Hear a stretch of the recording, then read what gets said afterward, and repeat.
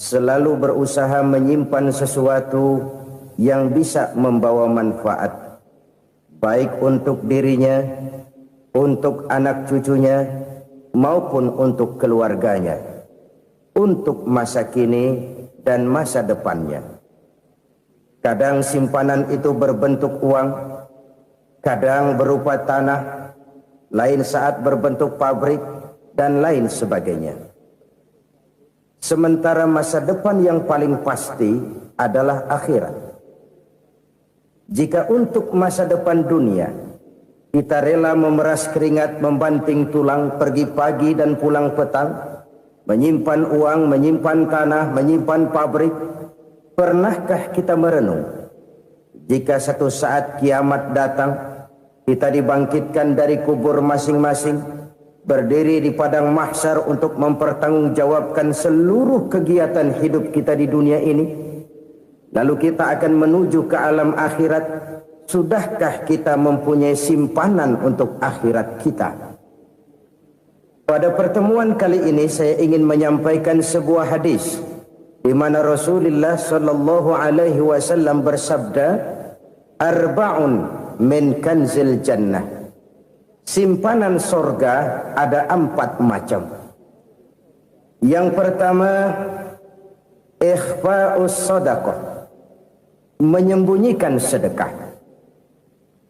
Saudara-saudara kaum muslimin, sebagaimana yang kita maklum bahwa Allah Subhanahu wa taala melebihkan sebagian rezeki dari kita terhadap yang lain. Ada yang kaya, ada yang setengah kaya, ada yang miskin, ada yang setengah miskin, dan selanjutnya. Ada yang gajinya kecil tapi penghasilannya gede. Ada yang penghasilannya gede tapi nggak punya gaji. Ada juga yang memang gajinya gede dan penghasilannya gede. Kelebihan rezeki merupakan sunnatullah dan tidak harus membuat kita merasa lebih dari yang lain.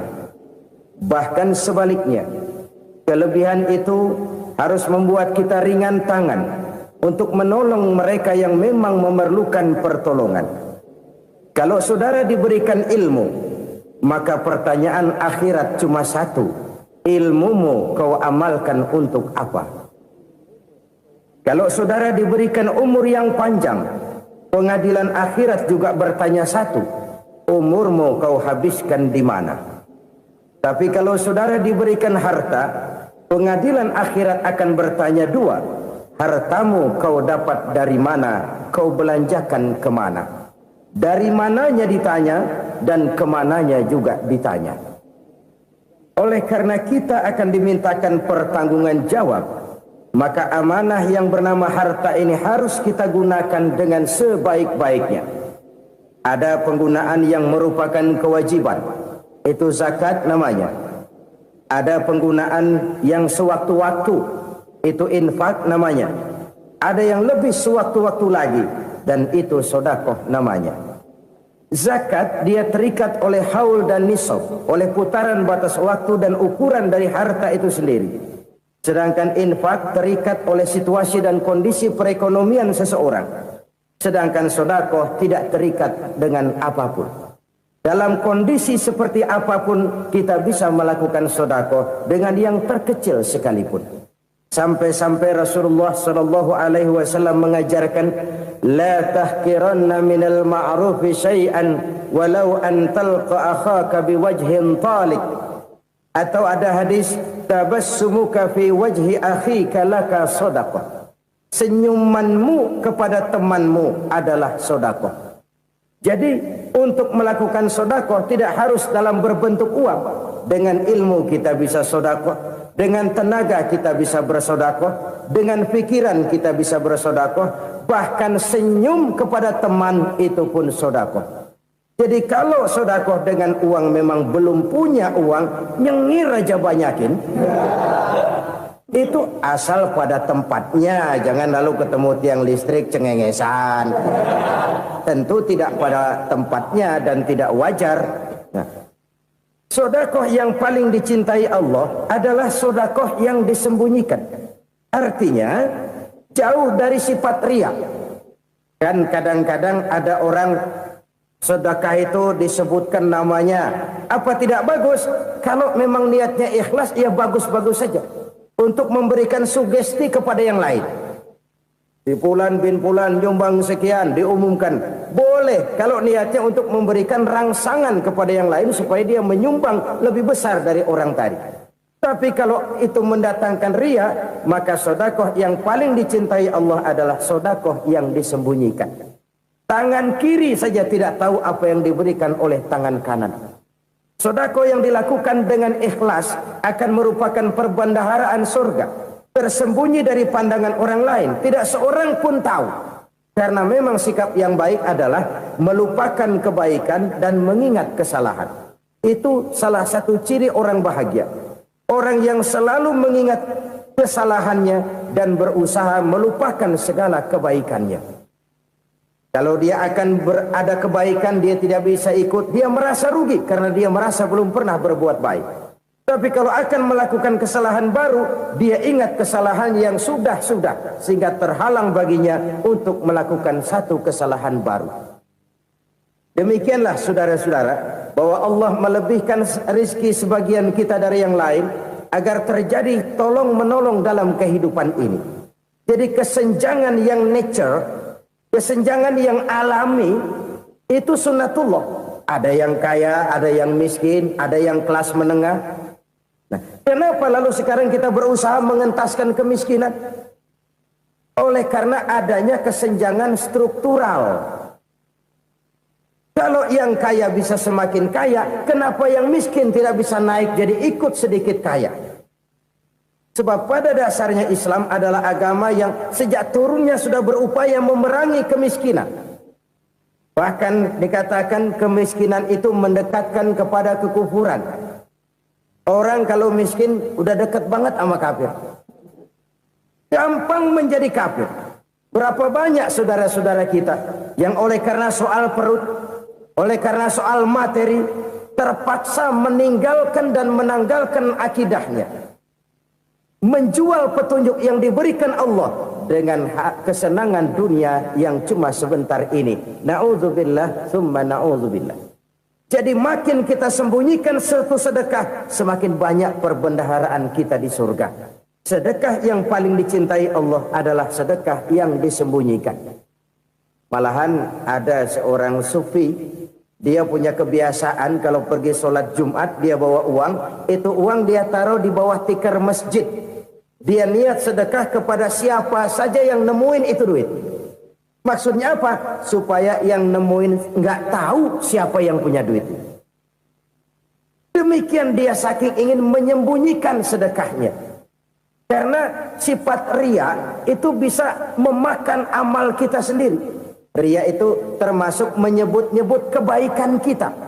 Orang yang suka nepuk dada, sedikit-sedikit ngitungnya kalau nggak gua. Tuh kalau nggak gua tuh yang belah situ, kalau nggak gua, kalau nggak gua. Iya, kalau nggak lu kenapa emang? Orang yang suka menepuk jasad. Tuh, biasanya memang begitu saudara-saudara. Kalau perang lagi berkecamuk, orang nggak sempat ngaku jadi pahlawan. Tapi begitu perang selesai, yang kagak kenal bedil ngaku pahlawan, mas. Itu sesuatu yang biasa. Oleh karenanya, orang-orang yang ikhlas dalam bersedekah, disembunyikannya sedekah itu, Allah cinta betul. Malahan ada hadis memberikan jaminan, inna sedaqatal mar'il muslimi tazidu fil umri wa tadfa'u mitatas su'i. Sesungguhnya sedekahnya seorang mukmin tazidu fil umri, bisa menambah umur panjang, wa tadfa'u mitatas su'i, dan menyelamatkan manusia dari mati secara su'ul khatimah. Jadi siapa yang kepengen panjang umur, banyaklah sedekah. Yang bosan hidup, pelit terus. Sedekah menambah panjang umur dan menyelamatkan manusia dari mati secara su'ul khatimah. Pak, katanya umur itu nggak bisa ditambah, nggak bisa dikurangin. Kapan? Kalau ajal sudah datang. Wa idza jaa ajaluhum la yastakhiruna sa'atan wa la yastakdimun. Kalau ajal datang tidak bisa dimajukan, tidak bisa dimundurkan. Itu kalau ajal sudah datang. Tidak bisa lagi umur ditambah dikurangi, sudah datang. Tapi kalau belum datang, itu kan haknya Allah. Mau ditambah, mau dikurangi, hak prerogatif Allah. Sebagai pencipta manusia, Allah Maha Kuasa dan Maha Mampu. Sedekah ini menambah panjang umur dan menyelamatkan manusia dari mati secara su'ul khatimah. Itu orang mati kan sama ya, kondisinya mati, nggak nafas. Tapi hakikat mati kan lain-lain. Ada yang mati itu husnul khatimah, baik akhirnya. Misalnya lagi ngaji mati, lagi sholat mati, lagi sedekah mati. Ini yang dinamakan dengan husnul khatimah, baik di akhirnya. Sebaliknya ada yang su'ul khatimah, jelek di akhirnya. Ini yang jadi catatan akhir. Lagi nyekek botol, mampus. Lagi banting kartu, modar. Su'ul khatimah, jelek pada akhirnya. Sedekah menyelamatkan manusia dari mati secara su'ul khatimah. Dan kita semua kepengen mendapat husnul khatimah, jauh dari su'ul khatimah. Oleh sebab itu yang bisa menyelamatkan kita dari penyakit itu antara lain adalah sedekah yang disembunyikan, yang dikerjakan dengan ikhlas karena Allah, tidak karena kepengen dipuji orang, tidak karena ingin dikatakan orang pemurah. Sebab orang dermawan itu orang yang memberi tanpa harus diminta. Kalau masih harus diminta, ya belum dermawan namanya, masih harus diminta. Kalau nggak diminta ya tulus, lolos, polos. Saudara-saudara kaum muslimin rahimakumullah. Harta adalah amanat dan akan kita pertanggungjawabkan. Allah melebihkan rizki sebagian kita dari yang lain agar kita saling tolong menolong, bantu membantu. Nabi janjikan siapa yang meringankan beban saudaranya muslim di dunia, Allah akan meringankan bebannya di akhirat nanti. Sebuah jaminan dari baginda Nabi. Si orang yang kita bantu barangkali tidak bisa membalas, Allah yang akan membalas lewat jalan lain yang tidak pernah kita sangka-sangka. Ada orang tanya, Pak, ini ada orang nyumbang masjid sambil marah-marah, bagaimana? Saya bilang sumbangannya aja ambil, marahnya jangan. Marahnya jangan diambil, itu urusan dia. Saudara-saudara kaum muslimin rahimakumullah. Umat Islam ini kan umat yang punya potensi besar. Kadang kita merenung, kenapa kadang-kadang pembangunan masjid kok lambat sekali? Kalau hotel hari ini peletakan pertama, bulan depan peresmian. Supermarket hari ini peletakan batu pertama, minggu depan peresmian. Tapi kalau sudah yang namanya masjid, kadang-kadang peletakan batu pertama sekaligus jadi batu terakhir. 3 tahun, 4 tahun, campur nebar jalak di jalanan, duit dijaring kayak ikan sepat. Apa tidak ada orang Islam yang kaya? Banyak. Apa tidak ada pengusaha muslim yang jadi konglomerat? Ada. Lalu yang belum banyak itu yang komit terhadap nilai-nilai agamanya. Akhirnya kita jatuh jadi umat yang lemah. Belum ada pengusaha konglomerat muslim buka pabrik supermi cap beduk misalnya umpamanya atau pabrik kecap cap sorban supaya identitas keislamannya sedikit kelihatan. Kita jatuh jadi umat yang lemah karena potensi tidak terinventarisir dengan baik. Kita ini ibarat kompor yang cuma matengin nasi orang lain. Potensi kita dimanfaatkan oleh orang lain. Ukhuwah Islamiyah kita baru terbatas kepada silaturahmi. Ukhuwah di bidang ekonomi kita lemah, ukhuwah di bidang kebudayaan kita lemah, apalagi ukhuwah di bidang politik kita lebih rapuh lagi.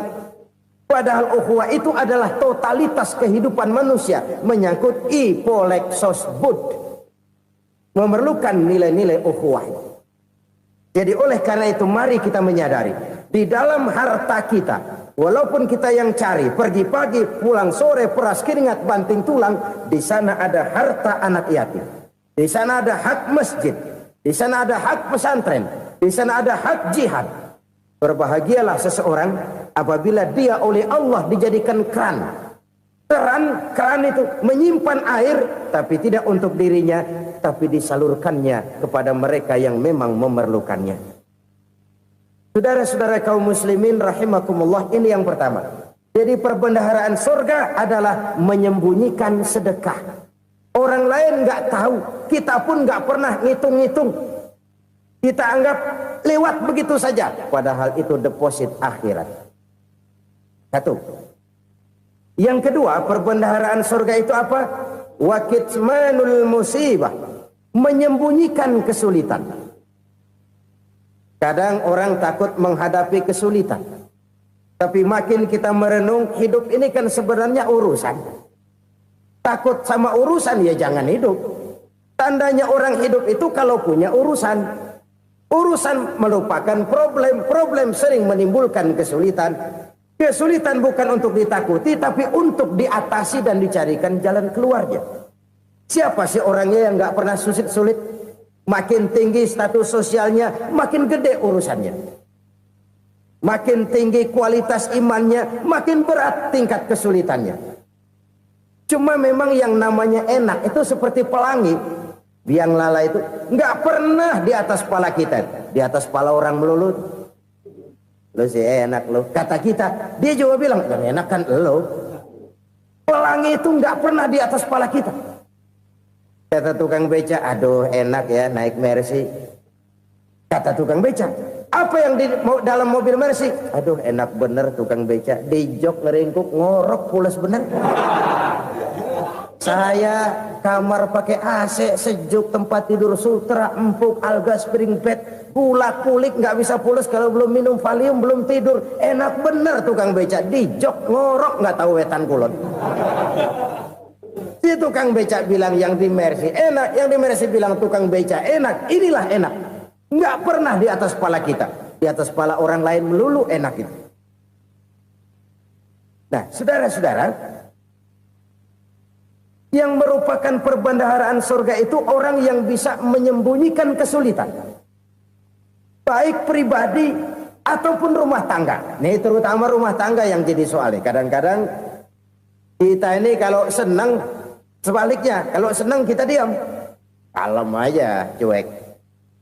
Banyak banget duit kita bawaan, diam aja udah. Malah ketemu orang takut. Tapi begitu susah, sekampung tahu. Padahal Nabi mengajarkan perbendaharaan surga itu menyembunyikan musibah, menyembunyikan kesulitan. Kalau enak, cerita sama orang-orang. Kalau nggak enak, rasain sendiri, tekan sendiri, atasin sendiri. Kita kan sebaliknya. Senang kita diam, asal lagi susah, paling tidak kita nyari teman buat cerita kesusahan. Siapa orangnya yang nggak pernah susah? Cuma soalnya bagaimana kita mengatasi kesusahan itu sendiri. Begitu juga misalnya kalau orang sudah berumah tangga, itu orang tuanya harus menjadi tempat dia cerita yang enak-enak saja. Yang nggak enak rasain berdua, selesaikan berdua, atasin berdua. Jangan dibalik. Asal senang diam, giliran susah saja. Maknya laporan. Terbalik. Bisa menjaga security informasi. Makan sama bayam, keluar diem, malah seluitan. Enak amat lo makan daging ayam.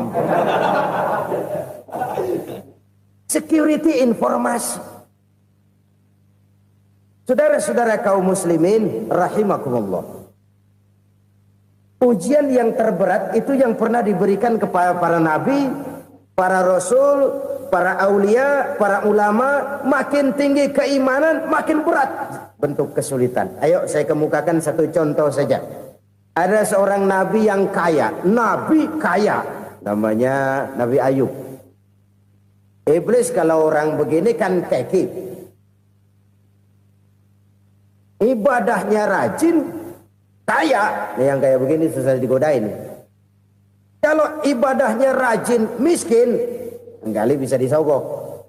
Sini imannya mantap, ibadahnya rajin, kaya, nabi lagi. Oh, tapi namanya iblis nggak kurang akal. laporan. Tuhan, kenapa Les? Ya ini bahasa saya, bahasa Qur'annya sih nggak gitu. Itu hambamu yang namanya Ayub, dia rajin ibadah cuma karena dikasih kaya aja. Coba kasih miskin dia, berhenti dia sembahyang. Ah, kamu bisa aja. Saya tahu Ayub itu hambaku yang ikhlas. Saya buktiin Tuhan, silahkan. Dibuktiin lah, iblis turun ke alam ini. Yang mula-mula dia lakukan, dia rusak sawah ladang Nabi Ayub. Dia binasakan binatang ternak Nabi Ayub. Sehingga dalam waktu singkat, jatuhlah Nabi Ayub dari orang paling kaya jadi orang paling miskin. Beliau masih ibadah di mihrab dalam masjid. Datang iblis. Saudara Ayub, ya, lagi ngapain? Ibadah. Nyembah Allah, nyembah Allah. Oh, percuma. Kenapa? Tuhan yang ente sembah nih, dia udah bikin miskin ente. Sawah ladang ente hancur lebur, binatang ternak binasa. Sekarang ente jadi orang paling miskin. Ngapain nyembah Tuhan kayak begitu? Tekor. Udah berhenti dah ibadah, berhenti ibadah. Ini iblis sama Tuhan laporannya lain, yang dikerjakan kepada Nabi Ayub juga lain. Benar begitu iblis, kata Nabi Ayub. Iya, sawah ladang saya habis, buras. Binatang ternak saya binasa, binasa. Saya miskin, bangpak. Apa jawab Nabi Ayub? Bukan innalillahi, ya, ini hebat. Alhamdulillahillazi a'tani wa akhza minni.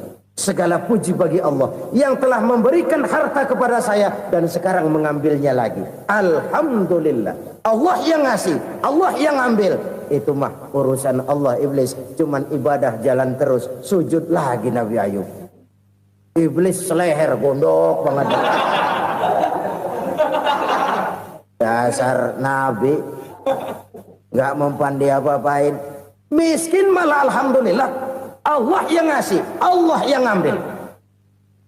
Jadi kalau kita tidak komit, kita tidak terikat kepada kaya, miskin, senang, susah, apa yang bisa bikin kita susah? Jadikan kekayaan, kemiskinan, jadikan senang, susah sebagai anak buah yang bisa kita atur. Jangan kekayaan ngatur kita, jangan kemiskinan ngatur kita. Kita yang harus mengatur mereka. Senang, susah, kaya, miskin, bahagia, sengsara, jadikan itu anak buah yang bisa kita atur. Kalau sekarang kita kaya, lain saat boleh jadi kita miskin, semiskin-miskinnya. Allah yang ngasih, Allah yang ambil. Tenaga mana yang bisa menghalangi? Ibadah jalan terus. Iblis makin gondok. Dasar Nabi loh. Akhirnya apa? Nabi Ayub dikerjain, diberikan penyakit. Demikian fatal penyakitnya. Bayangin, udah miskin sakit. Masya Allah. Miskin sakit. Sakitnya nggak lama, kira-kira 16 tahun. Istrinya 3, 2 mental minta ceraiin. Ngerawatin laki bengek begini.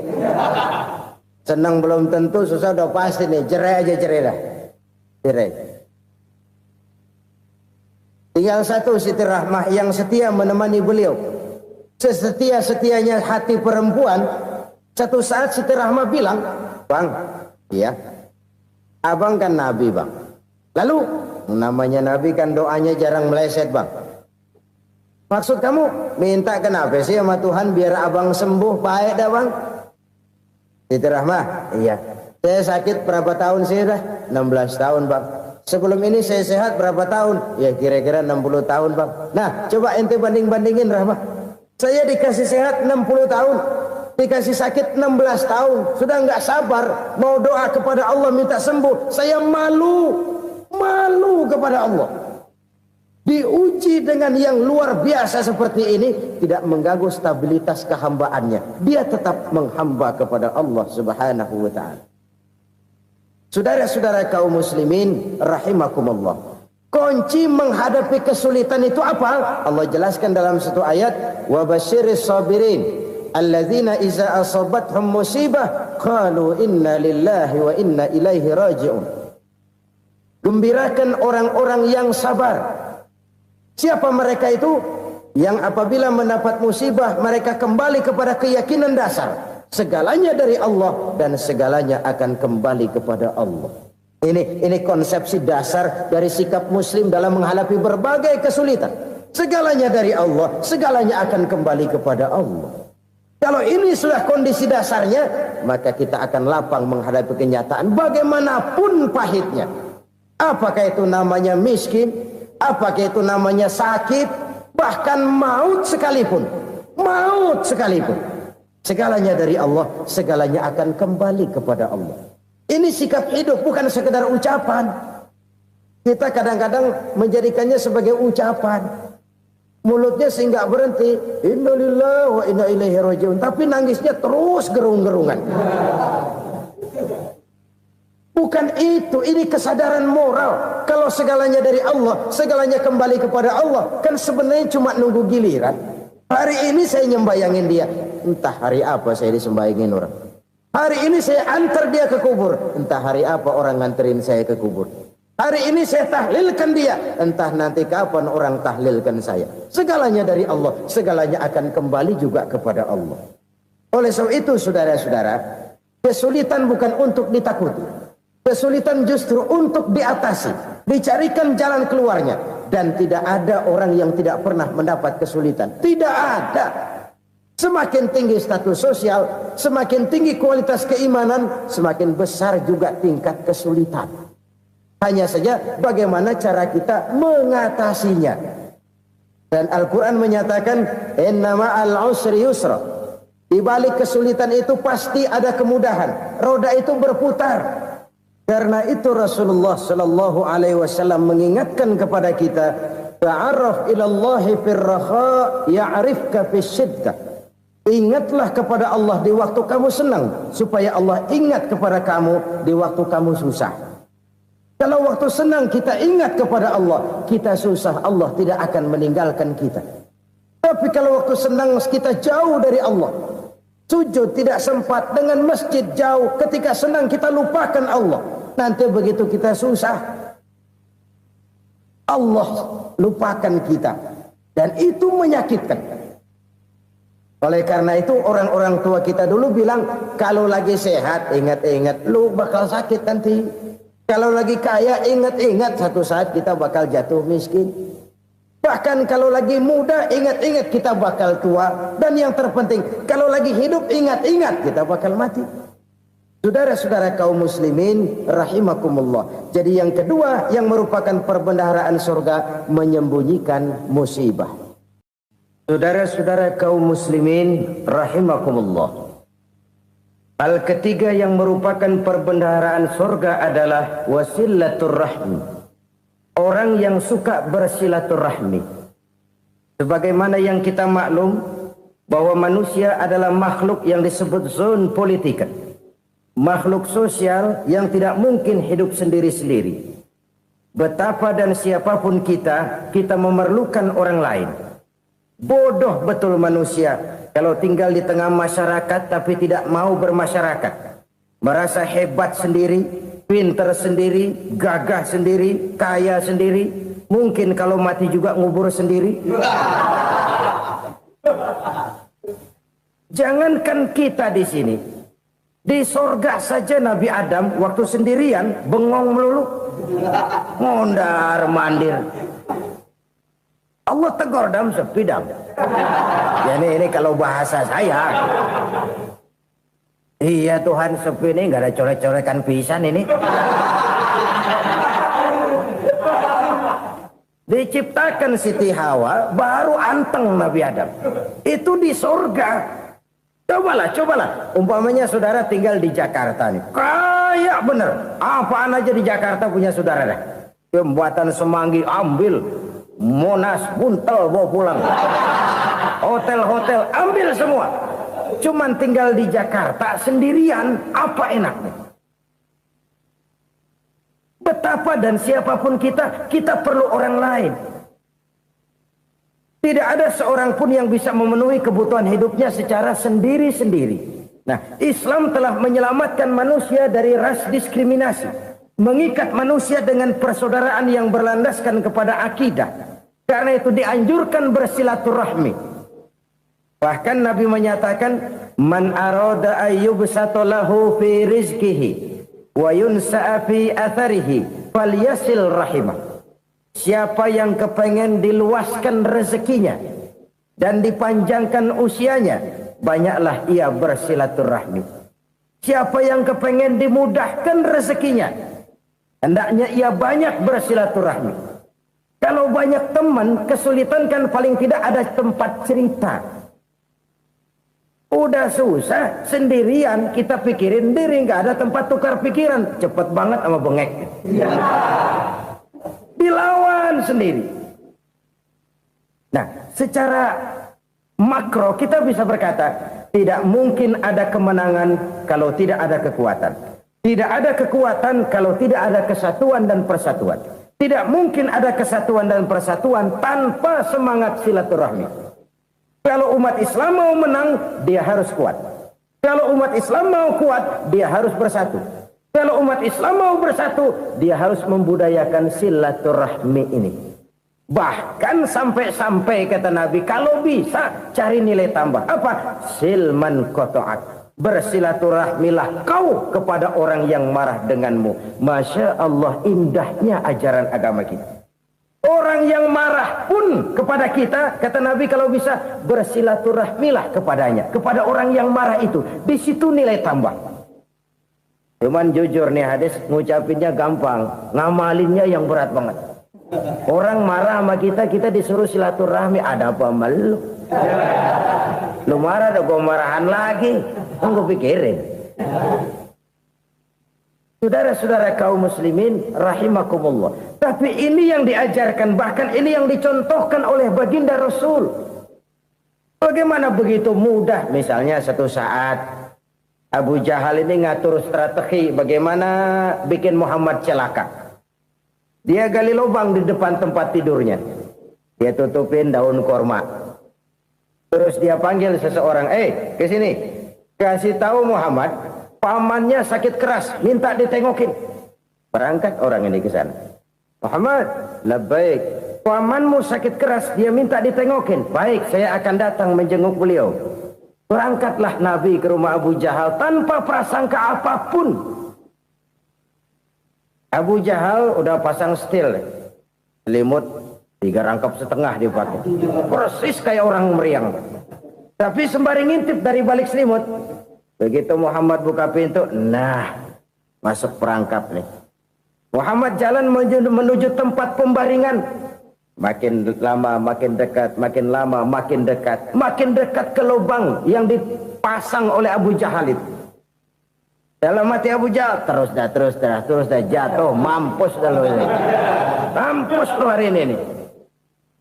Apa yang terjadi? Malaikat Jibril datang. Muhammad, pamanmu cuma pura-pura sakit. Di depan tempat tidurnya ada lubang perangkap supaya kamu jatuh ke situ.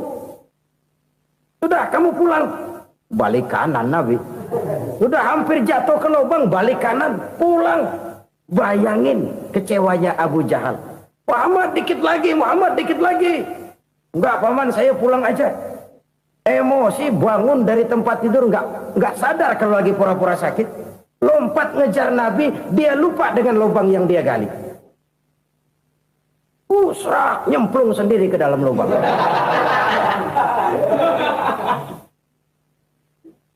Nabi terus berlalu. Ini terjadi keanehan. Jatuh ke lubang yang dia gali itu sebenarnya nggak terlalu dalam ya, antara 3-4 meteran lah. Tolong saya jatuh ke lubang ini. Datanglah pelayan-pelayannya itu. Angkat saya dari sini. Oh, yang ngulurin tambang. Satu gulung, belum juga nyampe itu tambang. Kurang, beli lagi ke warung. Sambung, ulur lagi, nggak juga bisa sampai. Wah, ini kerjaan Muhammad ini. Tolong, siapa salah seorang kamu ke rumah Muhammad, kasih tahu encangnya kecebur. Minta ditolongin. Sampaikan kepada Rasul. Kenapa? Pamanmu jatuh ke lubang, Muhammad minta tolong diangkatin. Tambang udah nyambung-nyambung nggak nyampe juga. Ya, nanti saya datang, saya tolong. Coba. Nyata-nyata orang berniat jahat mau mencelakakan dia. Datang dia menolong. Ini yang disebut air tuba dibalas air susu ya ini. Bukan sebaliknya. Air tuba dibalas air susu. Paman, kecebur ya? Iya Muhammad, tolong ini. Pegang tangan saya. Nabi ulurkan tangannya. Nyampe. Dipegang oleh Abu Jahal. Diangkat ke atas. Sampai atas. Apa kata Abu Jahal? Sihirmu memang hebat Muhammad. Udah ditolongin dikata sihir. Yang enak kita kemplang kan itu orang begitu. Urusan apa? Tapi inilah akhlak. Kalau bisa kamu bersilaturahmilah dengan orang yang marah kepadamu sekalipun. Orang marah kita tetap baik. So, kalau kita berbuat baik sama orang yang memang baik, rasanya sih biasa-biasa aja. Orang baik kita baik lagi, ya draw aja, belum ada nilai tambah di situ. Baru ada nilai tambah kalau kita bisa berbuat baik kepada orang yang nyakitin kita. Itu namanya kita setingkat di atas dia. Dia sakitin kita, kita berbuat baik sama dia. Dia pelit sama kita, kita baik sama dia. Dia marahin kita, kita deketin dia. Di situ kita punya nilai tambah. Jadi siapa yang ingin diluaskan rezekinya kata Nabi dan dipanjangkan umurnya, hendaklah ia banyak-banyak bersilaturahmi. Sederhana sebenarnya silaturahmi, tapi silaturahmi membangkitkan semangat kesatuan dan persatuan. Kesatuan dan persatuan melahirkan kekuatan. Dalam matematika 1 ditambah 1 pasti 2. Tapi di tengah masyarakat 1 orang takut ditambah 1 orang takut, hasilnya jadi 2 orang setengah berani. Kenapa setengah berani? Karena udah berdua. Tadi pan takut sendirian. Kalau dia kumpul turu-turu takutlah jadi berani. Kita yang lemah, kita yang tidak berdaya, kita yang miskin, kalau mau kompak bersatu, apa yang nggak bisa kita kerjain? Apalagi tinggal di kota besar, pilihan cuma 2. Bertahan atau minggir. Bertahan atau minggir. Untuk bisa bertahan harus mampu bersaing. Untuk mampu bersaing harus punya keahlian. Keahlian harus ditunjang dengan pendidikan, ditambah oleh kekompakan sebagai umat. Udah miskin mencar mulu, orang injak kita. Orang nggak pandang urusan apa yang malu. Oleh karena itu silaturahmi pada hakikatnya merupakan roh dari ukhuwah yang diajarkan oleh agama kita. Bagaimana Islam menyelamatkan masyarakat manusia dari ras diskriminasi, mengikat manusia, dan tidak ada persaudaraan yang lebih indah selain persaudaraan yang diikat dengan nilai-nilai akidah. Sepanjang orang di jalan Allah, itulah saudara kita. Keluar dia dari jalan Allah, selesailah persaudaraan sampai di situ. Karena itu, kalau ingin menyimpan sesuatu di surga, banyaklah bersilaturahmi. Datang ke rumah ini, datang ke rumah itu, dan lain sebagainya. Itu simpanan kita di akhirat nanti. Ini yang ketiga. Saudara-saudara, yang keempat, perbendaharaan surga itu apa? Wa qawlu la hawla wa la quwwata illa billah. Ucapan la hawla wa la quwwata illa billah. Ibadah kan ada yang berat, modalnya besar. Bangun masjid berat, modalnya besar. Bangun rumah sakit berat, modalnya besar. Ada ibadah yang berat, tapi modalnya ringan. Misalnya puasa. Puasa itu berat, mengendalikan nafsu. Kalau sekedar nggak makan nggak minum sih enteng, mengendalikan nafsu. Itu jihad terbesar, tapi kan modalnya ringan, cuma niat saja. Ini ibadah berat, modalnya ringan. Ada ibadah yang ringan, modalnya juga enteng. Seperti termasuk ucapan la haula wa la quwwata illa billah. Tanpa sadar, la haula wa la quwwata illa billah. Nyelengin tuh di surga. Nyelengin, kita nggak terasa. Nyelengin simpenan akhirat. La haula wa la quwwata illa billah. Nyimpen lagi. Kaget, la haula wa la quwata illa billah, nyimpan lagi, banyak simpanan.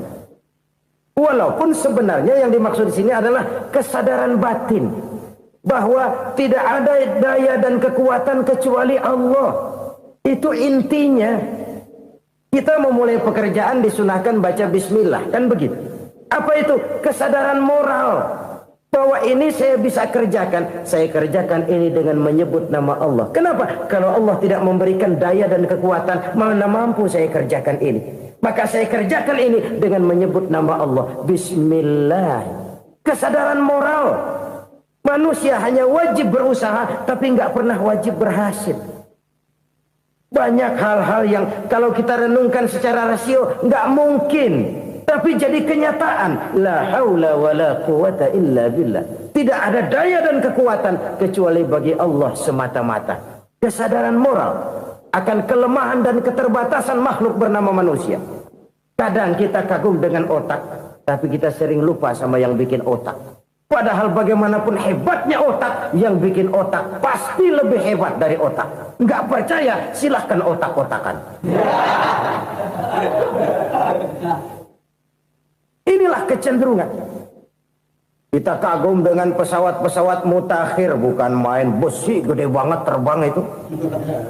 Alangkah hebatnya. Lalu apa yang bikin otak tidak lebih hebat dari itu semua?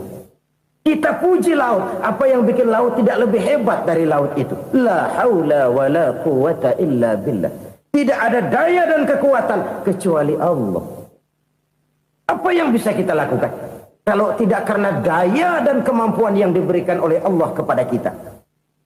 Lahirlah sikap tawadu, rendah hati, tidak melonjak menjadi angkuh dan sombong, sadar akan kelemahan dan keterbatasan diri. Sebagai makhluk yang diciptakan oleh Allah Subhanahu wa taala. Jadi satu sisi ini ucapan yang berpahala, la haula, jadi wiridan. Pada sisi lain ini kesadaran moral, sikap mental, kesadaran batin bahwa yang punya daya dan kekuatan itu cuma Allah. Kita nggak pantas untuk sombong, sebab sombong itu pakaiannya Allah. Kita nggak sedang pakai pakaian Allah, kegedean. Dan makin kita renungi, makin terbentur. Apa sih yang bisa kita sombongin? Kita mau sombong apa? Kaya? Pintar? Itu kan semua relatif. Di atas langit masih ada langit lagi. Jadi oleh karenanya, marilah kita menyadari. Manusia hanya wajib berusaha, tapi tidak pernah wajib berhasil. Yang berusaha saja tidak wajib berhasil, apalagi yang tidak berusaha. Islam bukan agama orang pemalas yang selesai sholat lalu ngelohom, nggelenggem ayem-ayem. Tapi Islam bukan agama orang sombong yang setelah berusaha lalu tidak memerlukan Allah. Kita bisa saja bikin proyeksi, tahun sekian kita bakal panen besar menurut perhitungan otak. Tapi ada kejadian lain. Apa? Tikus ngambek. Habis itu dimakanin tikus, panen gagal.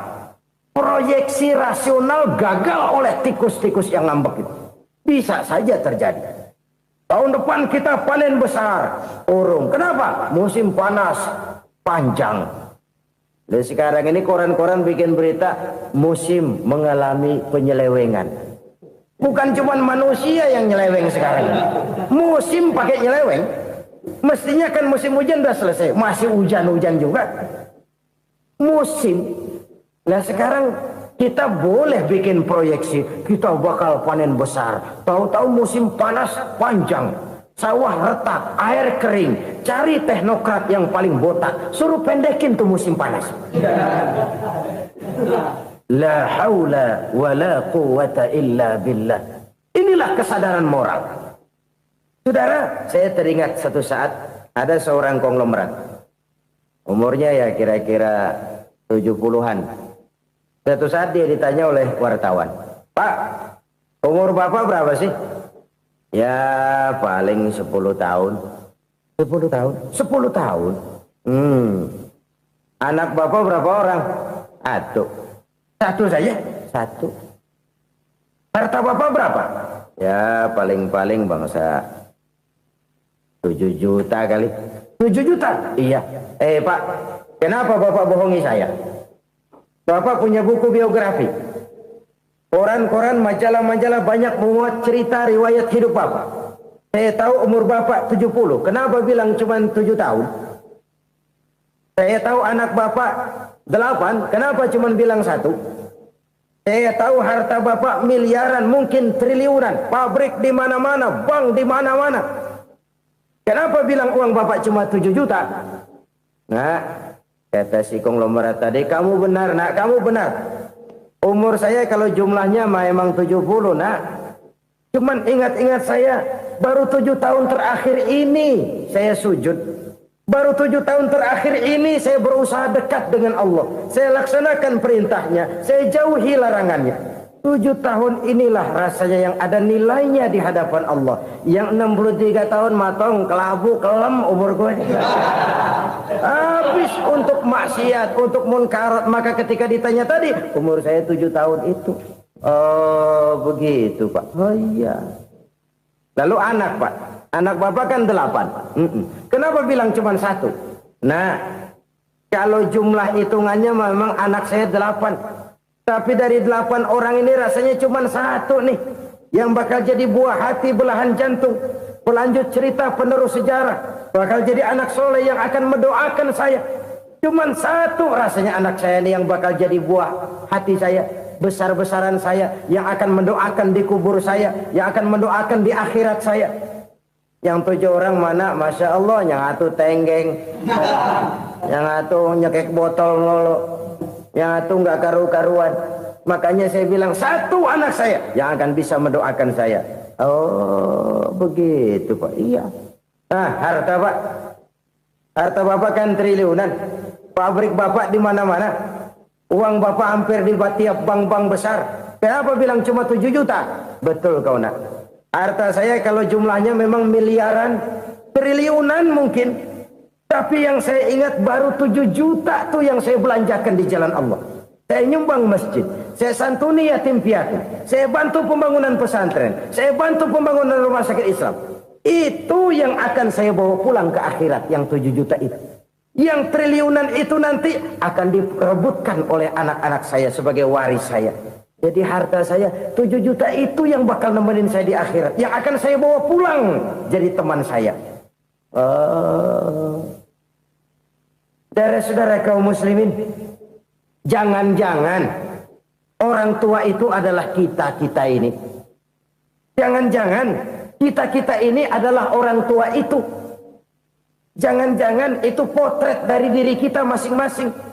Dari sekian umur yang diberikan Allah, berapa tahun yang ada nilainya di hadapan Allah? Dari sekian anak-anak yang merupakan amanah, berapa yang akan mendoakan kita sebagai orang tuanya menjadi anak soleh? Dari sekian banyak harta yang diberikan Allah, berapa yang akan kita bawa pulang menghadapnya nanti, yang kita belanjakan di jalan Allah? Ini sebuah potret kehidupan. Karena itu kita kembali kepada la haula wa la quwwata illa billah. Kita wajib berusaha, kita wajib berikhtiar. Selebihnya, segala daya dan kekuatan hanya milik Allah saja semata-mata. Satu kesadaran batin dari setiap pribadi muslim. Setelah ia berusaha dan berikhtiar, ia menyerahkannya kepada Allah Subhanahu wa ta'ala. Jadi, satu sisi ini merupakan wiridan ucapan yang mengandung pahala. Pada sisi lain, ini merupakan sikap batin dari seorang muslim di dalam ia menghadapi realitas kehidupan ini. Saudara-saudara kaum muslimin, rahimakumullah. Kalau ini kita jadikan satu basis kehidupan, maka ini akan menyelamatkan manusia dari kemungkinan tergelincir menjadi orang yang lupa diri dan lupa darat. Sebab itu Imamul Ghazali berpesan, jadidis safinah fa innal bahra amiq wa khuziz zad fa inna safara ba'id wa khaffifil hamla fa innal hamla sadid. Perbarui selalu kapalmu karena lautan sangat dalam. Bawa bekal yang banyak karena perjalanan ini sangat jauh. Ringankan beban karena kebanyakan beban akan menyakitkan. Alangkah indah kalimat ini, alangkah dalam makna yang terkandung di sana. Perbarui selalu kapalmu karena lautan sangat dalam. Apa artinya ini? Jaga mentalmu baik-baik. Pelihara imanmu baik-baik karena hidup penuh cobaan seperti lautan. Kita kalau berlayar di lautan kan kadang-kadang tenang, angin bertiup sepoi-sepoi basah. Jika malam datang bintang gemintang bertabur menghias cakrawala. Rembulan memantulkan sinarnya dengan indah. Dalam keadaan begitu berlayar enak. Tapi lain saat ombak menggunung, halilintar menyambar, angin topan bertiup. Berapa banyak sudah saudara-saudara kita yang tenggelam di lautan dunia tanpa sadar bahwa dia belum sampai kepada pantai yang akan dituju. Berapa banyak sudah saudara-saudara kita yang tenggelam di lautan dunia ini tanpa sempat bangkit lagi. Dia menyangka sudah sampai kepada tujuannya. Hati-hati kapal jangan sampai bocor karena lautan sangat dalam. Iman ini jaga baik-baik karena hidup penuh dengan ujian. Wa khuzizat fa inna safara ba'id. Bawa bekal yang banyak karena perjalanan sangat jauh. Saudara mau ke Bandung, bawa duit. Saudara mau ke Surabaya, banyakan lagi duitnya. Saudara mau ke Mekah, gepokan, iketan tuh duit nggak lembaran lagi. Makin jauh perjalanan, makin banyak bekal yang harus kita bawa. Kalau saudara dari Jakarta mau ke Surabaya, kagak bawa duit berangkat juga, itu sih bukan berani namanya, nekat. Sampai Surabaya belum tentu, sengsara di jalan udah pasti. Kenapa? Nggak bawa bekal berangkat. Sama juga kita nih, misalnya belum sempat sembahyang, mati. Waduh, berani banget orang. Belum punya bekal, mati. Sengsara di jalan. Atau bekal tidak cukup. Dari Jakarta saudara mau ke Surabaya, bawa duit 500 perak. Paling jauh Cikampek nyampenya itu. Paling jauh itu. Antara jauhnya perjalanan dengan bekal yang saudara bawa tidak seimbang. Hidup ini perjalanan panjang. A walking tour. Dimulai dari alam arwah. Sebelum jasad diciptakan, roh diciptakan lebih dulu. Dari situ pindah ke alam rahim. Dari alam rahim pindah ke alam dunia. Dari alam dunia pindah ke alam barzah. Baru menuju akhirat. Satu perjalanan panjang. Kalau bekal tidak bawa, sengsara di jalan. Bawa bekal yang banyak karena perjalanan ini sangat jauh. Wa khaffifil hamla, ringankan beban karena beban itu cuma akan menyulitkan. Kalau bekal itu sih keperluan, tapi beban nggak kita perluin, coba ngeberat-beratin. Apa ini beban? Dosa, kecurangan, kebatilan, kezoliman, ketidakadilan, kesewenang-wenangan. Itu akan jadi beban kita di akhirat. Alangkah celakanya, perjalanan panjang, bekal tidak bawa, beban kelewat banyak, alamat sengsara di jalan. Pahala tidak ada, dosa berlipat ganda. Na'udzubillah, summa na'udzubillah. Kalau kita rangkum nasihat Al-Ghazali dengan kisah si konglomerat tadi, kita akan mengambil kesimpulan. Pertama, bekal terbaik dalam menghadapi gejolak kehidupan ini tidak lain adalah iman. Yang kedua, pahala dan dosa. Dua hal kontroversial. Pahala adalah bekal, dosa adalah beban. Tapi kita sekarang kan tidak begitu terangsang kepada yang abstrak. Orang berlomba mencari yang konkret-konkret saja. Yang real. Kalau memang dosa, benjol dong. Kira-kira begitu. Kira-kira begitu. Persis orang Yahudi dulu. Orang Yahudi itu kan pernah minta kepada Nabi Musa. Ya Musa, lan nu'mina laka hatta narallaha jahrah. Musa, kami nggak bakal mau beriman kepada Allah kalau belum kami lihat Allah ada nongkrong di depan kami.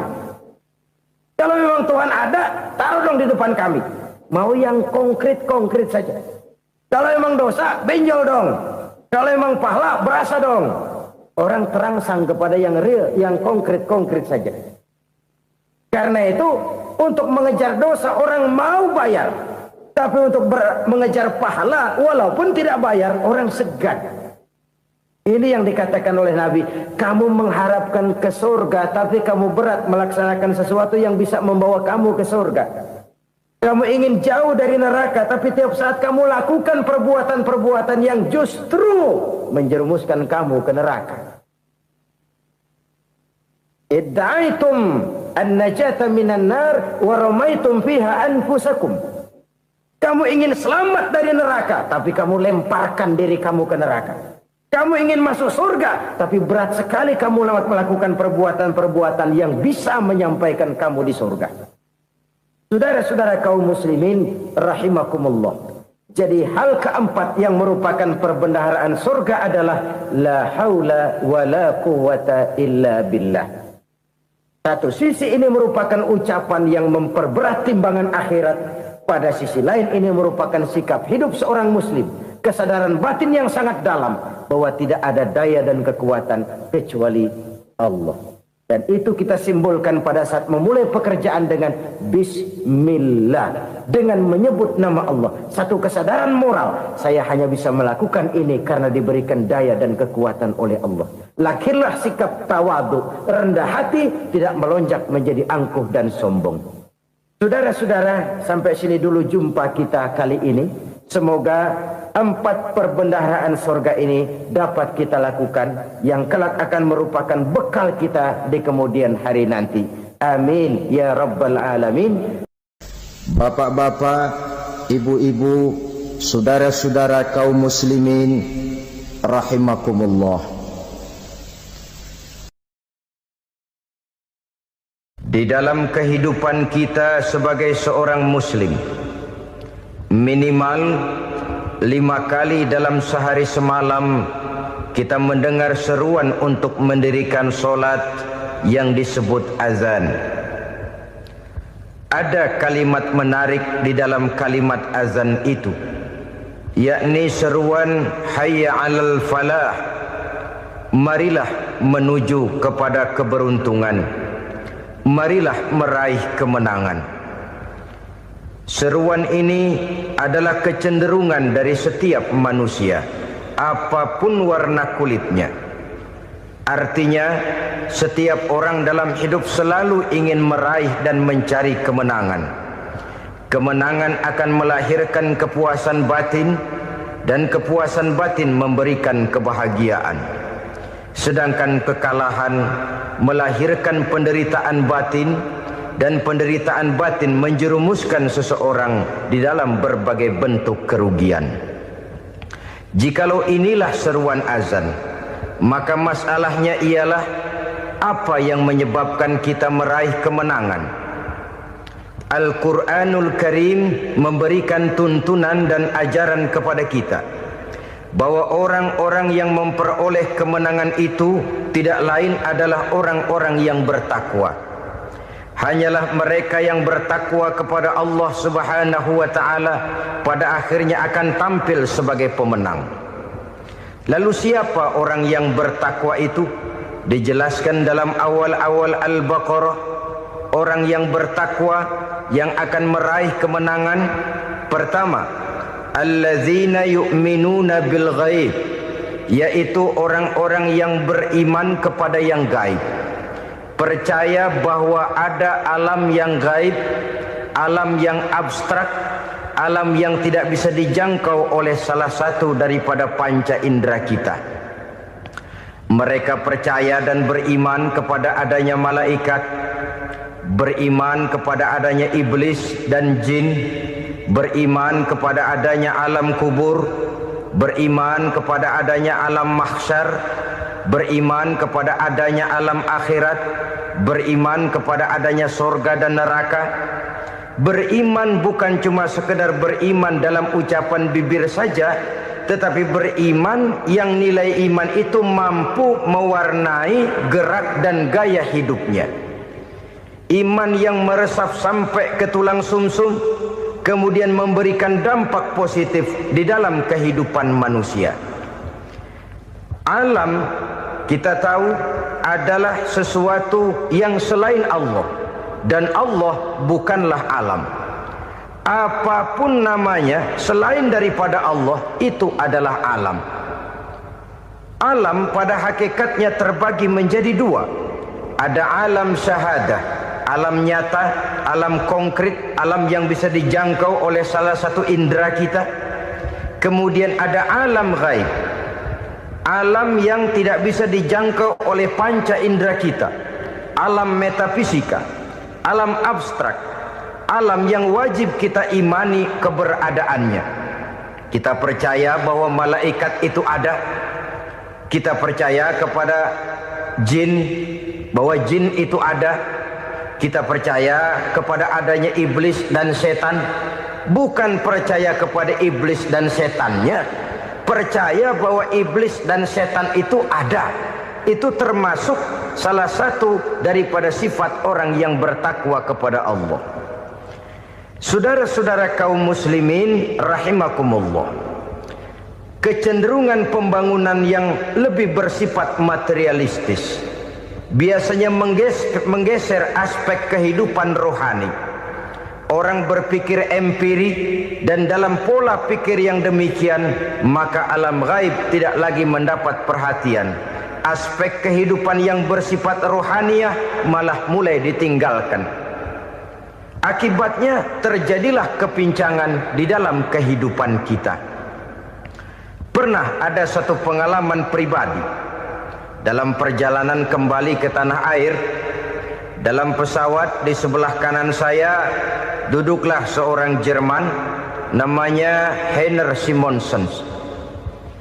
Iseng saya ajak kenalan, saya ajak ngobrol, saya tanya dia. Saya bilang, Mas Heiner ini, kalau pesawat yang kita tumpangi ini jatuh ke bawah, kira-kira apa yang bakal terjadi, Mas? Dia bilang, kita semua akan mati. Begitu? Iya. Oke. Apa itu mati? Tanya saya.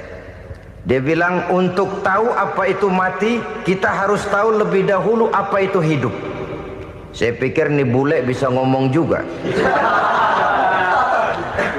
Baiklah kata saya. Apa hidup menurut Anda itu?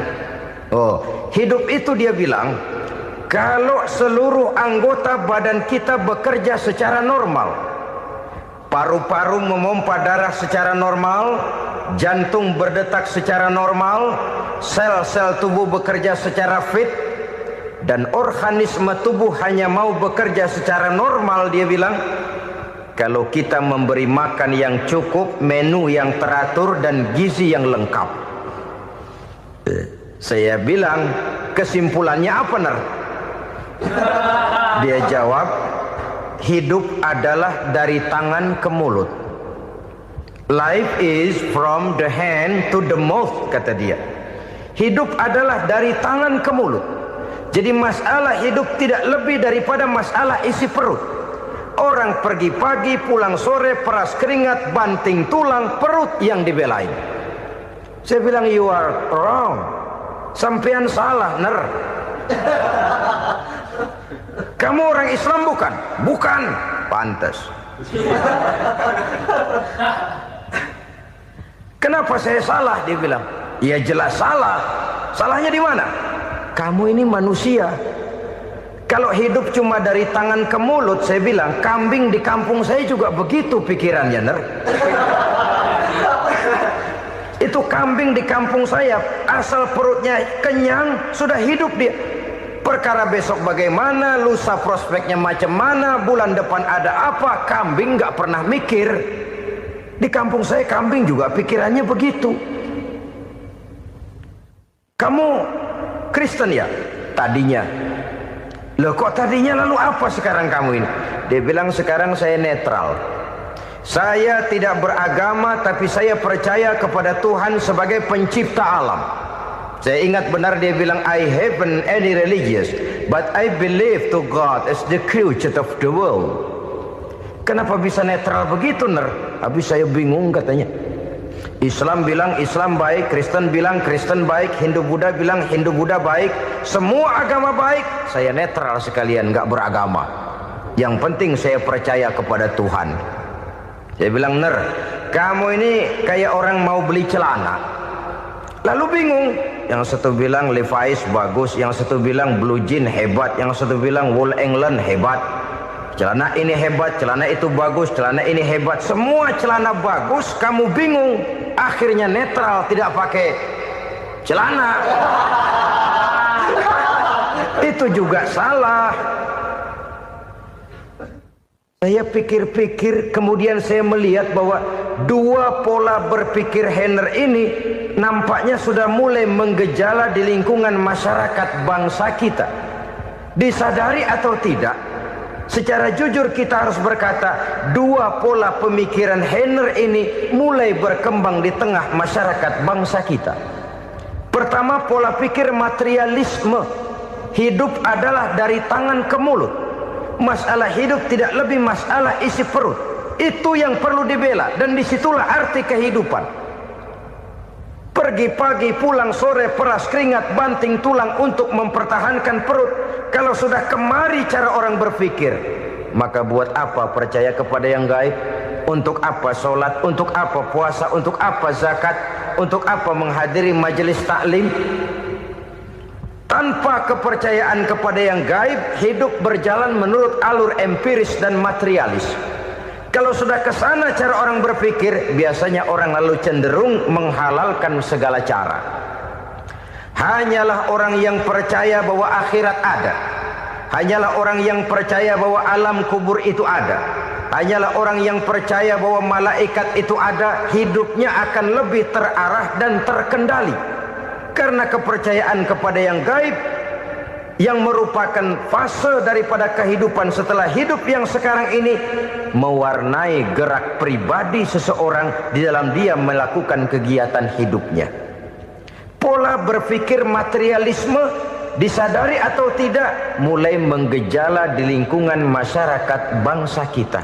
Hidup tidak lebih dari urusan tangan ke mulut, mulut ke tangan, tangan ke mulut. Asal perut sudah kenyang, hiduplah sudah. Perkara bagaimana prospek hari yang akan datang, bagaimana akhirat, tidak jadi persoalan. Ini yang oleh Nabi diperingatkan, ad-dunya sijnul mu'min wa jannatul kafir. Dunia adalah penjara bagi orang beriman dan surga bagi orang kafir. Dulu di zaman Belanda hadis ini pernah disalah tafsirkan, disalah artikan, digunakan sebagai senjata untuk mengkebiri dan membuat impoten umat Islam. Sudahlah umat Islam gak usah macam-macam, kata Belanda. Dunia ini kan penjara buat orang Islam, surga buat orang kafir. Di penjara jangan bertingkah.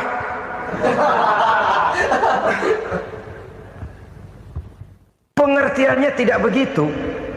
Dunia adalah penjara bagi orang mukmin. Artinya dalam kehidupan dunia seorang mukmin tidak bebas memperturutkan hawa nafsunya.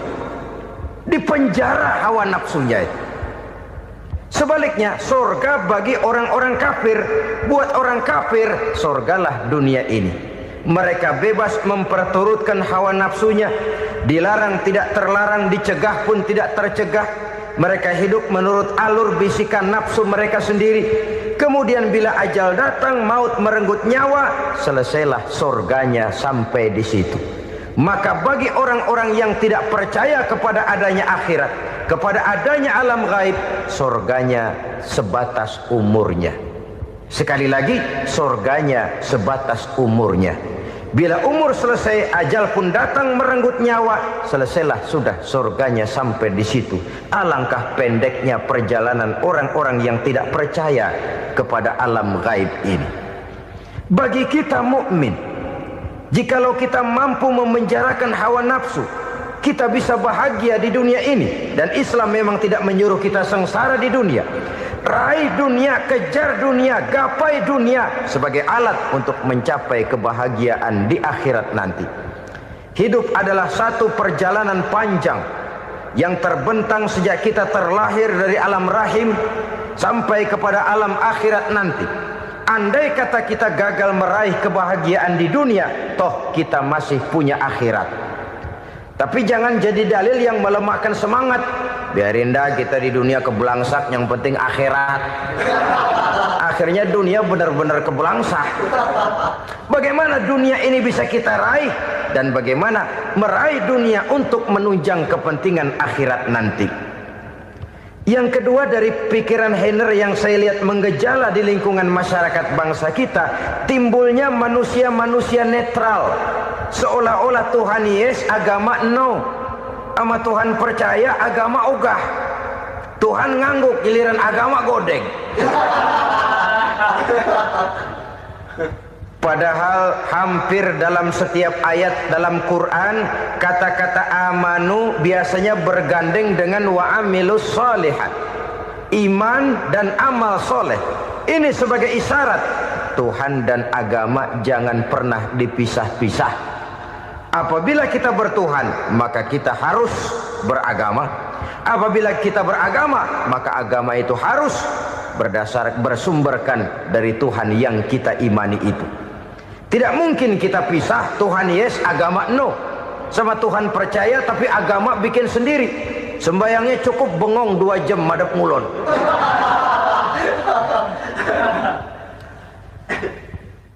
Saudara-saudara kaum muslimin rahimakumullah.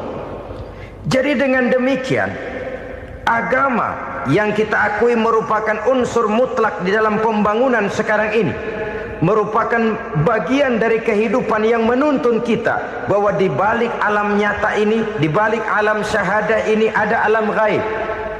Dan mudabbir, murabbi, yang mengatur, yang menguasai, yang memelihara baik dia alam nyata, baik dia alam gaib, tidak lain adalah Allah Subhanahu wa ta'ala. Di sana ada satu super power, satu maha kekuatan yang kita perlu bersandar kepadanya.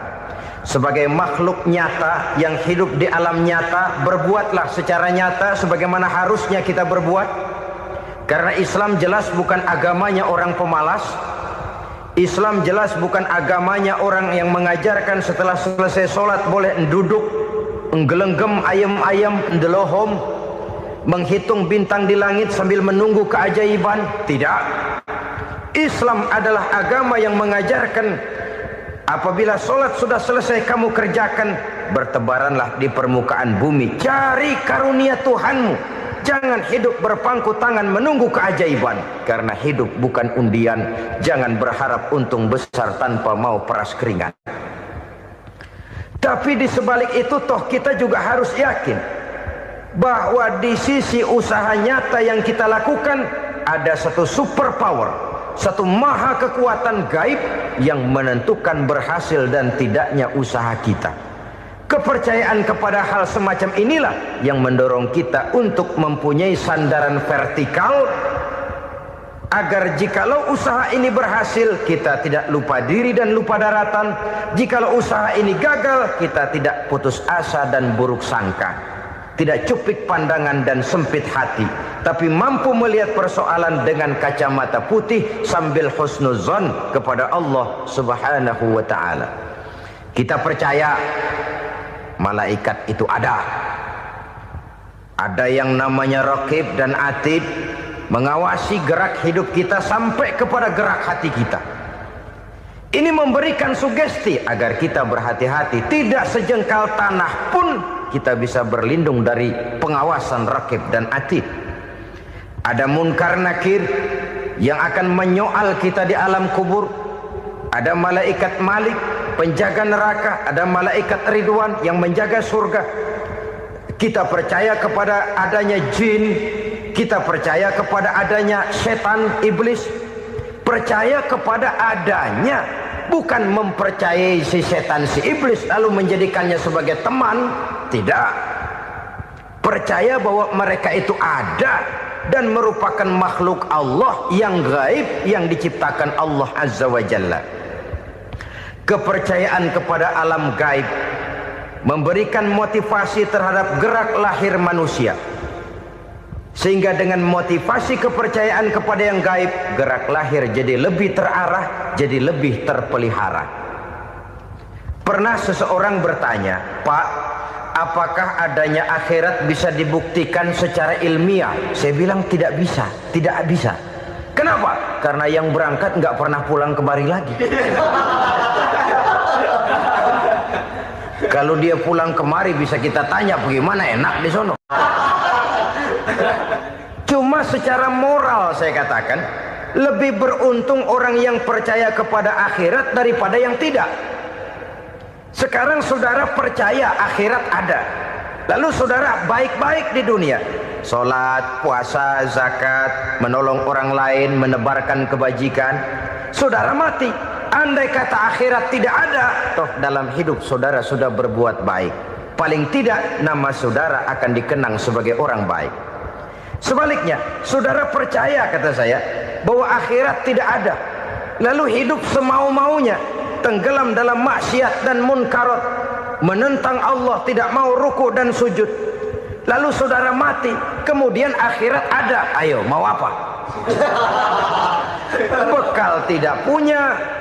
Jadi secara moral lebih beruntung orang yang percaya kepada adanya akhirat daripada yang tidak percaya.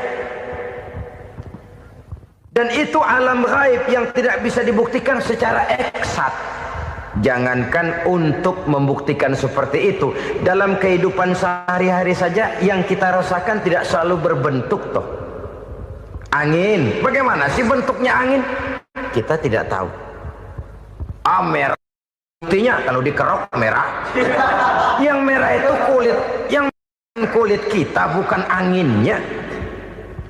Sakit, rasa sakit itu ada, tapi bagaimana bentuk sakit? Kita nggak pernah tahu. Kalau kita makan cabai pedas, bagaimana bentuk pedas itu tidak ada, tapi rasa ada. Bentuk pedas hijau, cabainya bukan pedasnya.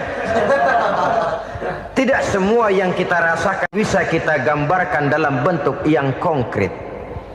Oleh karena itu, sekali lagi bahwa kepercayaan kepada alam yang gaib mampu memberikan satu sugesti yang menata kehidupan seseorang lebih lurus, lebih terarah, dan lebih terkendali. Maka wajar kalau kepercayaan kepada yang gaib mengantarkan seseorang untuk meraih kemenangan. Kenapa? Dia percaya kepada yang gaib, bahwa akhirat ada, bahwa alam kubur ada, bahwa pertanggungan jawab itu ada. Maka dia lalu tidak hidup saenae udele dewe gitu loh. Tidak hidup menurut seleranya sendiri, terarah, teratur. Ini cirinya yang pertama. Orang bertakwa yang akan meraih kemenangan, mereka beriman, mereka percaya kepada yang gaib. Bahkan hal-hal konkret saja selalu berangkat dari yang gaib. Saudara-saudara, para remaja, para pemuda sekarang ini tidak pernah tahu toh siapa yang akan jadi teman hidup saudara. Kita bisa saja ngerancang, mentargetkan, tapi toh akhirnya yang namanya jodoh bukan kekuasaan kita. Rezeki di luar kemampuan kita. Begitu juga ajal. Maut, jodoh, ajal adalah contoh-contoh konkret bahwa pada akhirnya yang gaiblah yang menentukan. Bertahun-tahun ngelancong, emang jodoh seret, nggak jadi.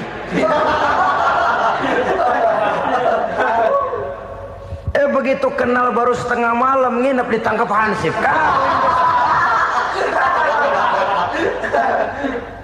Hal-hal semacam itu kadang-kadang kita berpikir suuzon, gile, perempuannya cakep banget, lakinya rebek amat. Memang begitulah jodohnya. Memang begitulah jodohnya. Saudara hadirin ma'asyiral muslimin yang saya hormati, jadi hal-hal yang konkret saja kita yakini sepenuhnya ditentukan oleh satu superpower yang gaib itu tadi. Dari sanalah segala ketentuan itu berangkat dan kesanalah segalanya akan kembali. Maka kepercayaan kepada yang gaib meluruskan gerak hidup seseorang dan itu akan mengantarkan dia kepada meraih kemenangan. Satu. Yang kedua, wa yuqimuna shalah. Orang bertakwa yang akan meraih kemenangan itu adalah orang-orang yang mendirikan sholat. Kenapa sholat mengantarkan orang untuk meraih kemenangan? Yang jelas, inna sholata tanha anil fahsya'i wal munkar. Sholat mampu mencegah manusia dari perbuatan keji dan munkar. Banyak filsafat hidup yang terkandung di dalam sholat ini. Sejak kita wudhu sampai kita menghadap ke arah kiblat, sampai kita melakukan gerak-gerak sholat, bacaan-bacaan yang ada di dalam sholat, lalu sampai kepada mengucapkan salam. Banyak filsafat hidup yang terkandung di dalam sholat. Umpamanya saja, setelah takbiratul ihram mulai kita dengan sholat dalam posisi berdiri, diajarkan dalam kitab-kitab fikih agar kita melihat ke arah tempat sujud. Ini kan filsafat kehidupan.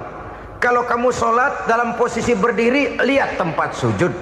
Jangan sholat mata jelalatan, sebab nanti bisa mengurangi kekhusyuan.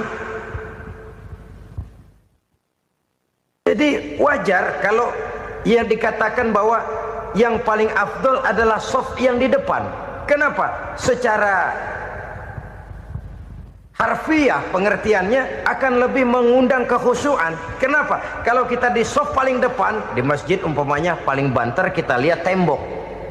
Tapi kalau kita shaf di tengah atau di belakang, orang-orang di depan kita pun akan kelihatan. Yang bajunya loreng, yang bajunya genggang, yang bajunya macam-macam. Kita lihat, kadang-kadang kita pikirin, ada yang bajunya bolong. Kita sholat tapi dalam hati, nih orang bajunya robek yang nggak tahu apa. Ada saja hal-hal yang mengusik kekhusyuan kita. Oleh sebab itu diajarkan dalam posisi berdiri, lihat, arahkan pandangan matamu kepada tempat sujud. Ini kan filsafat kehidupan. Maksudnya apa? Kalau lagi diri lihat dong tempat sujud. Kalau udah di atas ingat dong sama yang bawah. Kalau sudah tinggi ingat dong dari mana kamu berangkat. Kalau sudah berkuasa bantu dong yang lemah. Kalau sudah kaya santuni dong yang miskin. Kalau sudah alim bimbing dong yang awam. Ini filsafat kehidupan. Dalam posisi berdiri kau lihat tempat sujud. Ini akan melahirkan kepekaan sosial di mana seseorang mau tahu kepada orang lainnya. Bagaimanapun kaya kita, tinggi pangkat dan jabatan kita, jikalau hidup hanya untuk kepentingan perut sendiri saja, rasanya belum membawa manfaat di dalam kehidupan kita. Tapi efek yang tertinggi sesungguhnya, sholat mencegah manusia dari perbuatan keji dan munkar. Perbuatan keji dan munkar walaupun kelihatannya mendatangkan uang, membawa keuntungan, tapi itu keuntungan semu, keuntungan sementara. Dengan menipu orang lain kita bisa dapat untung, tapi tidak membawa berkah. Dan itu adalah kerugian besar dalam kehidupan kita. Maka untuk meraih kemenangan harus dimulai dengan membentuk kepribadian yang tegar, memiliki sandaran vertikal yang langsung kepada Allah Subhanahu wa ta'ala. Dan itu hanya bisa kita tempuh melalui jalur ibadah formal yang sudah ditentukan Allah, yakni sholat yang 5 waktu. Untuk memperkuat itu ada sholat-sholat sunnah, rawatib, nawafil sebagai terminal-terminal kontrol cadangan untuk memelihara stabilitas temperatur batin di dalam kita berhubungan dengan zat yang maha gaib, yaitu Allah Subhanahu wa ta'ala. Orang sering bertanya, Pak, itu tetangga saya nggak sholat, duitnya nggak habis-habis, Pak. Nggak sholat tapi mobilnya tambah terus. Nggak sholat tapi usahanya makin maju. Tapi di sisi lain ada orang yang rajin sholat, rezekinya butak bener. Anaknya mana kurus, mana korengan. Saudara hadirin ma'asyiral muslimin rahimakumullah. Harus saya katakan bahwa sholat memang bukan untuk cari duit. Sholat adalah sandaran vertikal kita kepada Allah. Sedangkan soal rezeki itu berkaitan dengan sifat Allah maha pengasih dan maha penyayang. Allah maha pengasih, siapapun dikasih kalau mau usaha. Allah maha penyayang, tidak semua orang disayang oleh Allah Azza wa Jalla. Dan belum tentu banyak harta itu merupakan nikmat. Mungkin juga istidraj. Artinya istidraj itu dikasih tapi diambulin, kalau bahasa Betawinya itu. Dikasih tapi diambulin, itu bukan merupakan nikmat sesungguhnya, lebih merupakan azab dari Allah Subhanahu wa ta'ala.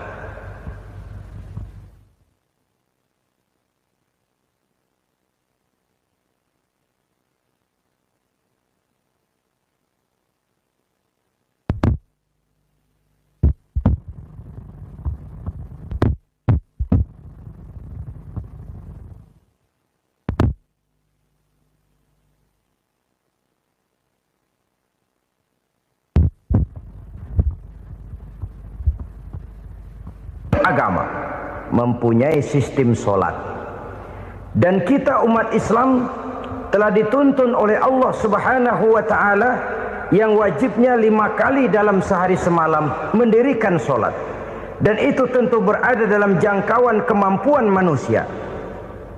Pada awalnya barangkali kita memang merasa solat itu satu kewajiban, tapi semakin kita hayati makna, manfaat dan filsafat yang terkandung di dalam ajaran solat, semakin sampai kita kepada keyakinan bahwa solat adalah keperluan kita.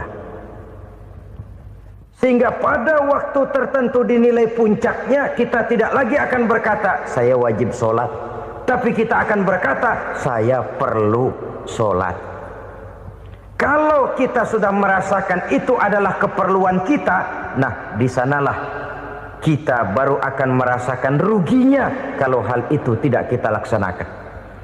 Sepanjang kita masih berkata saya wajib sholat, kita akan lebih merasakan dia sebagai beban ketimbang sebagai keperluan. Yang jelas Allah tidak memerlukan ibadah yang kita laksanakan ini. Dengan kata lain, andai kata satu dunia penuh ini orang tidak ada yang sholat satu pun, Allah tidak akan turun dari jabatan Tuhan. Jangan lalu berpikir kalau kita ngambek se-RW kagak sembahyang Tuhan tekor kali ini ya. Tentu tidak. Itu perlunya kita, bukan perlunya Allah. Dan pada induknya kita akan berkata saya perlu agama.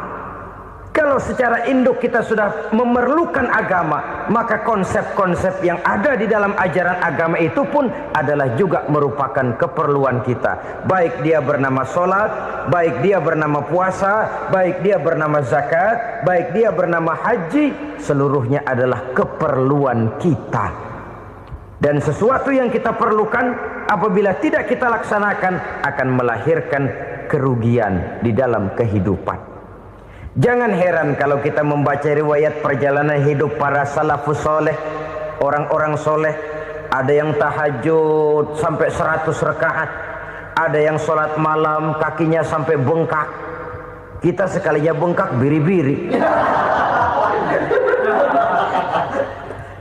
Ada yang sholat membaca surah dalam Al-Quran sampai khotam Quran. Kok mau?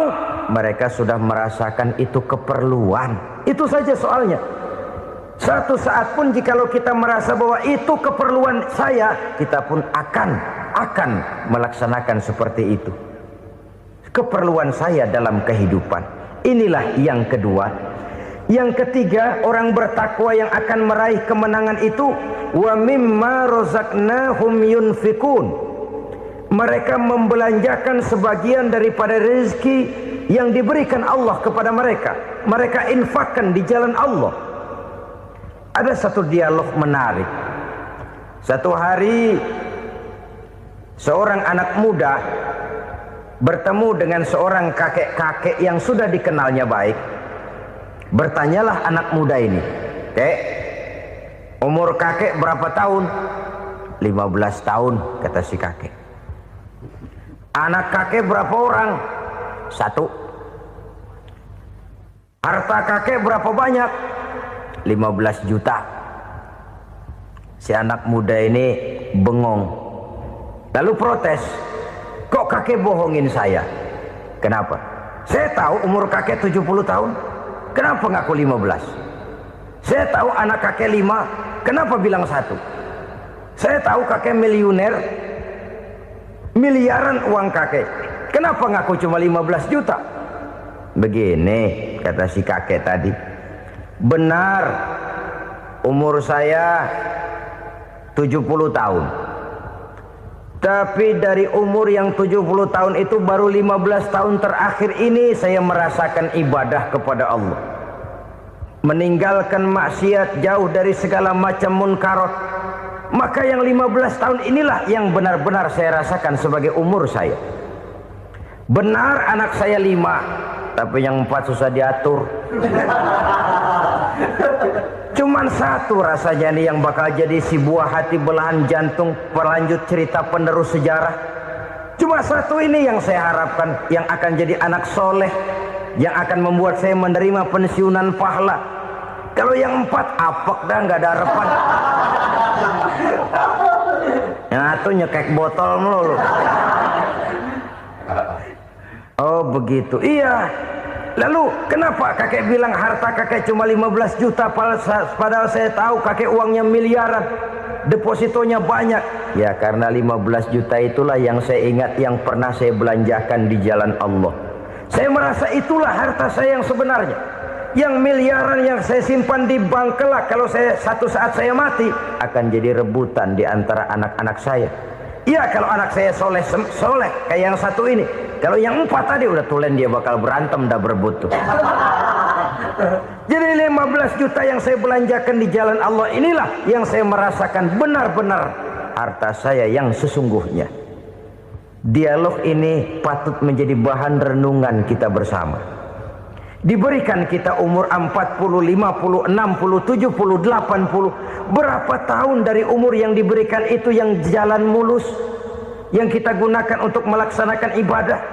Banyak harta kita simpan di bank, di lemari, di dompet, di tas. Tapi berapa yang sudah kita depositokan di jalan Allah yang akan menemani kita di hari kita kembali nanti?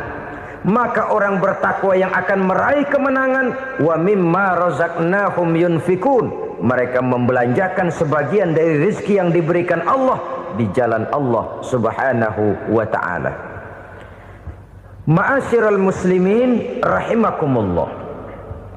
Zahirnya memang kita memberikan kepada orang lain, tapi hakikatnya kita menyimpan untuk diri kita sendiri. Kita memberikan kepada yatim piatu 25.000. Zahirnya kita memberikan si yatim, hakikatnya kan kita cuma nyimpan. Saya berikan, titip kepadamu, ini untuk saya di akhirat. Kau boleh belikan baju, kau boleh belikan untukmu makan, kau boleh bayarkan sekolahmu.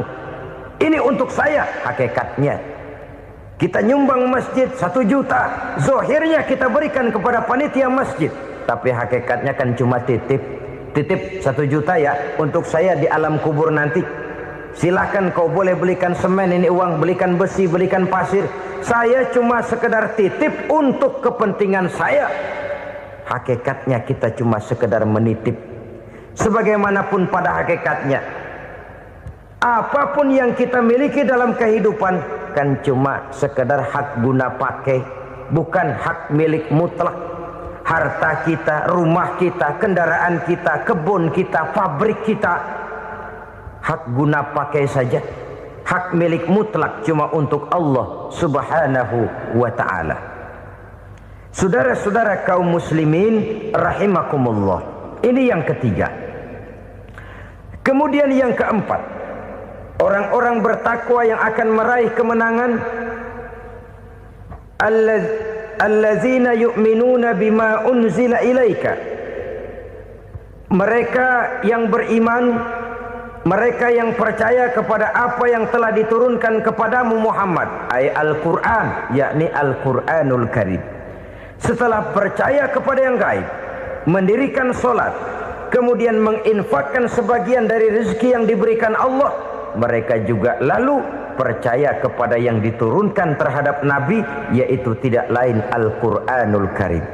Sekali lagi di sini, percaya bukan hanya sekedar percaya saja, tetapi percaya lalu menjadikan Al-Quran itu sebagai pedoman hidup. Sebab memang Al-Quran itu adalah GBHM, garis-garis besar haluan muslim. Apa yang harus kita lakukan, apa yang harus tidak kita lakukan, bagaimana mestinya kita bertingkah laku dan berbuat, seluruhnya tercantum di dalam Al-Quranul Karim. Itu sebabnya ketika satu hari Aisyah ditanya bagaimana akhlak Rasul, beliau menjawab, kana Rasulullah sallallahu alaihi wasallam khuluquhul Quran. Akhlak daripada Rasulullah tidak lain adalah Al-Quran.